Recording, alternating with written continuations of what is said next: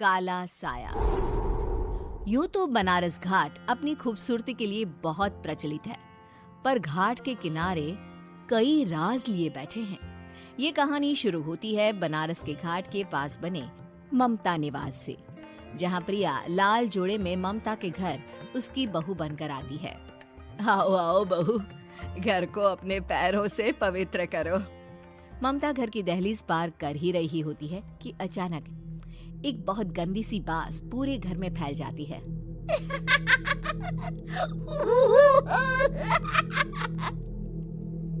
ये बदबू और ये आवाजें, ये कौन हंस रहा है माँ? अब ये पड़ोसी ना हमारे थोड़े अलग से है। कहाँ हम शाकाहारी और ये मांस मच्छी खाने वाले। छोड़, तू ध्यान मत दे और गृह प्रवेश कर। और हाँ बहू, अपनी सास की एक बात हमेशा याद रखना, इन पड़ोसियों से तो कभी बात नहीं करेगी। अच्छे लोग नहीं है ये। अपनी सास की ये बात मानेगी ना बेटा? हाँ माँ, जो आपकी मर्जी, मैं उनसे बात नहीं करूंगी। अगले दिन प्रिया अपनी पहली रसोई बनाने रसोई घर में जाती है। ये छोकी बात तो नाक में जा रही है। एक काम करती हूँ, खिड़की खोल देती हूँ। प्रिया खिड़की खोलने जाती है। इतने जाले, लगता है इस खिड़की को कभी खोला ही नहीं गया। पर ऐसा क्यों? ओह, नॉन वेज की स्मेल आती होगी ना। 2 मिनट के लिए खोल लेती हूँ, फिर बंद कर दूंगी। प्रिया खिड़की खोलती है। खिड़की खोलते ही उसकी नजर सामने वाले घर की खिड़की पर पड़ती है, जहाँ एक लड़की खड़ी होती है। हाथों में मेहंदी, लाल रंग की साड़ी, बिल्कुल सजी धजी, मानो प्रिया की तरह ही वो भी नई नवेली बहू हो। वो प्रिया को देखकर मुस्कुराती है। हे भगवान, माँ ने तो इनसे बात करने को मना किया था। प्रिया फौरन ही खिड़की बंद कर देती है और तवे पर चढ़े रोटी की ओर देखने लगती है, पर वहाँ रोटी न होकर मछली पड़ी होती है। ये क्या? पहली ही रसोई में इतनी बड़ी गलती।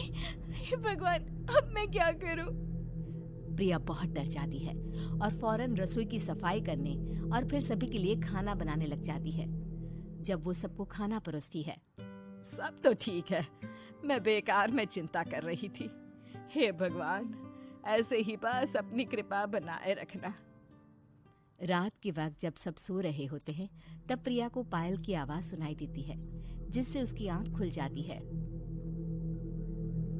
ये पायल की आवाज कहाँ से आ रही है? प्रिया उठकर उस आवाज के पीछे छत की सीढ़ियों तक जाती है। तभी उसे बच्चे के रोने की आवाज आती है। प्रिया छत पर जाती है तो क्या देखती है? वही लाल साड़ी वाली लड़की अपनी गोद में एक नवजात बच्चे को घुमा घुमा कर सुला रही है। तभी प्रिया की नजर उसके पेट पर पड़ती है। ओह गॉड, ये तो प्रेग्नेंट भी है। सुनिए, बच्चा सो नहीं रहा है क्या? मैं कुछ मदद करूं? नहीं नहीं, आपके घर वालों को अच्छा नहीं लगेगा, मैं संभाल लूंगी। स्नेहा की गोद से बच्चा हाथ मारकर प्रिया की गोद में आने को छटपटाने लगता है।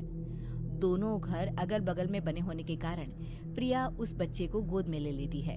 प्रिया के पास आते ही वो सो जाता है। बच्चे का वो स्पर्श रात भर प्रिया भूल नहीं पाती और अगली सुबह वो छत पर कपड़े सुखा रही होती है। तभी उसे एक औरत इशारा करके बुलाती है। स्नेहा कह रही थी बाबू तुम्हारी गोद में आते ही सो गया। मैं गौरी, स्नेहा की माँ हूँ। बहू, घर आना, बाबू को खिला भी लेना।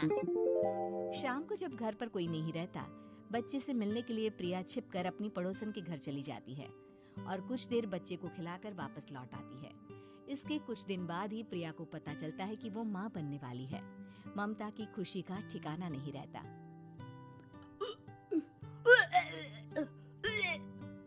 माँ जी, पता नहीं क्यों उल्टी आ रही है। प्रिया भागती हुई वॉशरूम में जाती है तो हरे और लाल रंग की उल्टी करती है। उस उल्टी में से कीड़े निकलते हैं। ये क्या? खून और ये कीड़े!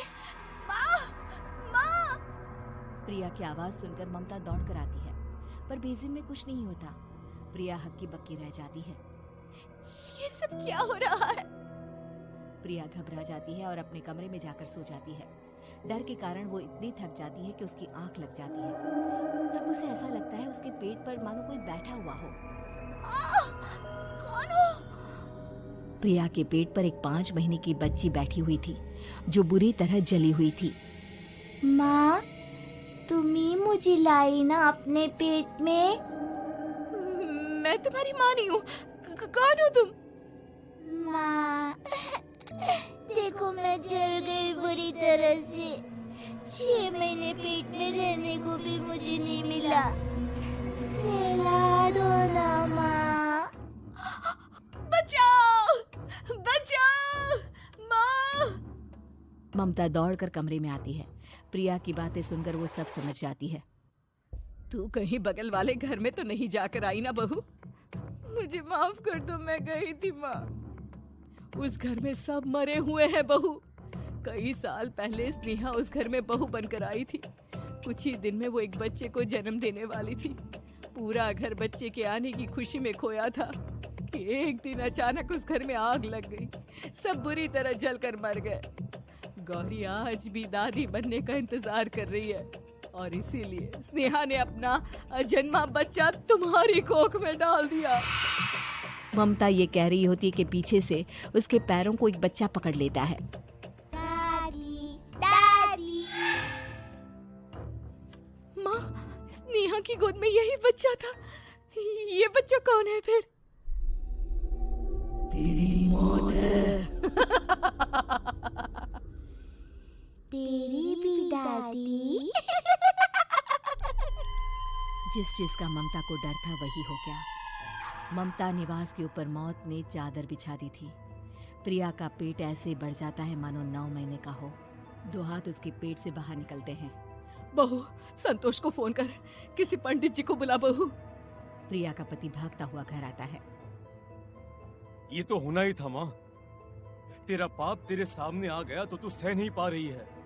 स्नेहा घर में आग लगी नहीं थी, माँ ने लगाई थी, प्रॉपर्टी की लालच में। और वो बच्चा मेरी पहली पत्नी का बच्चा है, मेरा बेटा, जो कि उस आग की चपेट का शिकार हो गया था। मैंने तुमसे ये सब माँ के कहने पर छुपाया था। मुझे माफ कर दो प्रिया। तुम अगर चाहो तो यहाँ से जा सकती हो।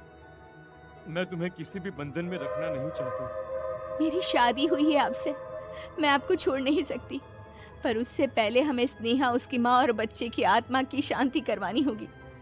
संतोष और ममता गौरी के घर जाते हैं। अंदर सब कुछ जला हुआ होता है। जमीन पर जली हुई लाशें बिखरी हुई थी। ममता रो रो कर अपनी करने की माफी गौरी से मांगती है। प्रिया स्नेहा के घर वालों का अंतिम संस्कार करवा देती है और ममता निवास फिर से आत्माओं के साए से मुक्त हो जाता है।